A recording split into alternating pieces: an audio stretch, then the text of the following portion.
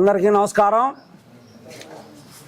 అంబటి రాంబాబు, నేనేమంటానంటే ఆయన్ని ఆంబోతు రాంబాబు, సంజనా సుకన్య రాంబాబు, తలకాయ మోసం రాంబాబు, బూతులు తిట్టే రాంబాబు, జగన్కి శంచాగిరి చేసే రాంబాబు. నువ్వు ఇక్కడ ఒక్క తన్ను దనితే పోయి గుంటూరులో పడ్డావు. ఇక్కడ నువ్వు వచ్చావు, నువ్వు ఫస్ట్లోనే చెప్పావు కన్నా లక్ష్మీనారాయణ గారు ఏదైతే ఇన్ఛార్జిగా వచ్చిన రోజు ఒక వస్తాదును నా మీదగా పంపించారు ఇక్కడికి అని. యాస్, నువ్వు కరెక్ట్గా కనుక్కున్నావు రాంబాబు. నువ్వు కొంచెం తల తిక్కోడు అయినా కొన్ని విషయాలు కరెక్ట్గా కనుక్కుంటావు అని నేను ఆ రోజు అనుకున్నా. ఎందుకంటే వస్తాదుని ఎందుకు పంపించారంటే ఒక ఆంబోతు ఊరు మీద పడి కట్టేసిన ఆవుని, సూడావిని, ఈనినావుని, దూడావిని, పాడావుని అన్ని ఆవుల్ని ఆగం చేస్తుంటే ఈ ఆంబోతుని ఎలా కంట్రోల్ చేయాలి అని చంద్రబాబు నాయుడు గారు గ్రహించి ఈ వస్తాదు అనే కన్నా లక్ష్మీనారాయణ గారిని ఇక్కడ పంపిస్తే ఆ వస్తాదు కన్నా లక్ష్మీనారాయణ గారు ఈ ఆంబోతుని మొగదాడేసి కట్టేసి ఓడిచ్చి గుంటూరు తరివేశాడు. ఇక్కడ ఉన్న పరిస్థితి అంతా క్లియర్ చేశాడు. నీకు సిగ్గు లేదు. నువ్వు మళ్ళీ కానీ ఇక్కడికి వస్తావు. నిన్న అసలుకి ఇక్కడ వైసీపీ ఇన్ఛార్జిగా ఉన్నటువంటి ఆయన ఎవరో సుధీర్ భార్గవ రెడ్డి ఎవరో నాకు బాగా తెలియదు. ఆయన ఏ కార్యక్రమానికి నిన్ను పిలవడు, నీతో పలకరేడు. కానీ నువ్వు దింగునని వస్తావు. ఎవడా నిన్ను పిలిచింది ఇక్కడికి? నీ వైసీపీ వాళ్ళు పిలిచారని నువ్వు దేనికి వచ్చావు? నువ్వు వచ్చా నిన్ను పోలీసులు నోటీసు ఇచ్చారు. ఆ నోటీసు సమాధానం చెప్పుకొని పో. అది వదిలేసి నువ్వు ఇక్కడ ఈ స్థానికంగా ఉన్నటువంటి మా ఎమ్మెల్యే గారి మీద, మా నాయకుల మీద మాట్లాడుతున్నావు. నేను నిజంగా అడుగుతున్నా అంబటి రాంబాబు గారు, మనం నిజం మాట్లాడుకుందాం. అవినీతి అనే దానికి అమ్మ మొగుడివి నువ్వు. ఇంకా వేరే దీంట్లో సమాధానం చెప్పాల్సిన పని లేదు. నీకు కావాల్సింది కన్నా లక్ష్మీనారాయణ గారు ప్రజాసేవ చేస్తాడు, నువ్వు కాంత సేవ చేస్తావు. నువ్వు చేసే సేవ వేరు. నీది కాంత సేవ, ఆయన ప్రజాసేవ.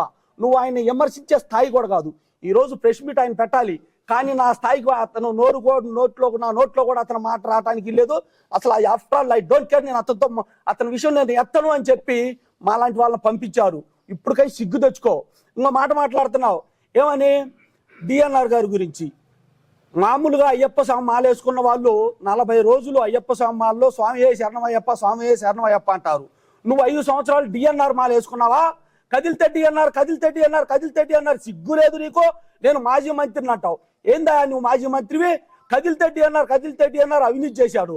నీకు అసలు సబ్జెక్టు తెలుసా? ఇక్కడ నీకు కావాలని ఏదో నువ్వు మాట్లాడాతా తప్పితే ఏదైతే ఉందో డిఎన్ఆర్ గారు ఈ రోజు ఇక్కడ పార్టీకి సంబంధించిన కార్యక్రమాలు, ఇప్పుడు ఇది సుపరిపాలన కార్యక్రమం చేశాం, గతంలో సభ్యత్వాలు చేశాం, గతంలో భవిష్యత్ గ్యారెంటీ కార్డులు కొట్టాం. అలాంటి కార్యక్రమాలు ఏదైనా వెనకబడ్డా, పార్టీ కార్యక్రమాలు ఏదైనా ఉన్నా మాలాంటి నాయకులు ఫోన్ చేసి కార్యక్రమాలు చేయండి అంటారు. అంతేగాని ప్రభుత్వంలో కానీ ఎమ్మెల్యే గారు చేసేటటువంటి పనుల్లో కూడా ఎక్కడ ఆయన చేయి పెట్టరు. అది నీ నువ్వు ఊహించుకుంటున్నావు అనమాట. ఎందుకంటే నువ్వు 5 మండలాలకి 5 షాడో ఎమ్మెల్యేలు పెట్టుకొని వాళ్ళ ద్వారా వసూళ్లు చేసుకొని ఆర్థికంగా బాగా డబ్బులు సంపాదించుకొని అందరి దగ్గర తలకాయ మాసం తిని మనిషి కూడా మంచి పుష్టిగా ఉండి సిగ్గుండాలి అంబటి రాంబాబు. పై నుంచి కింద దాకా మొత్తం తెల్లంగా బొచ్చు నడిచింది. నువ్వు మాట్లాడేది ఏంది? అవినీతి గురించి మాట్లాడటానికి నేను ఇందాకలే చెప్పాను, నీకు అర్హత లేదు. నువ్వు రా, బహిరంగ సభలకు రా. అసలు ఎవడయా నువ్వు వచ్చిన పని చూసుకొని నువ్వు పోవాలి. ఇక్కడ ఏదైతే మా నాయకుల గురించి మాట్లాడే అర్హత నీకు లేదు.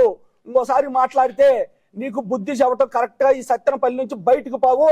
నిన్ను ఇక్కడ ఓడిచ్చారు, నిన్ను అక్కడ పంపించారు. నువ్వా ఇన్ఛార్జి? సుధీర్ భార్గవ రెడ్డి ఇన్ఛార్జి అని చెప్పి జనం ఇక్కడ అనుకుంటున్నారు. ఇక నువ్వు అన్నావే షాడో ఎమ్మెల్యేని, నువ్వు ఇక్కడ షాడో ఇన్ఛార్జివా?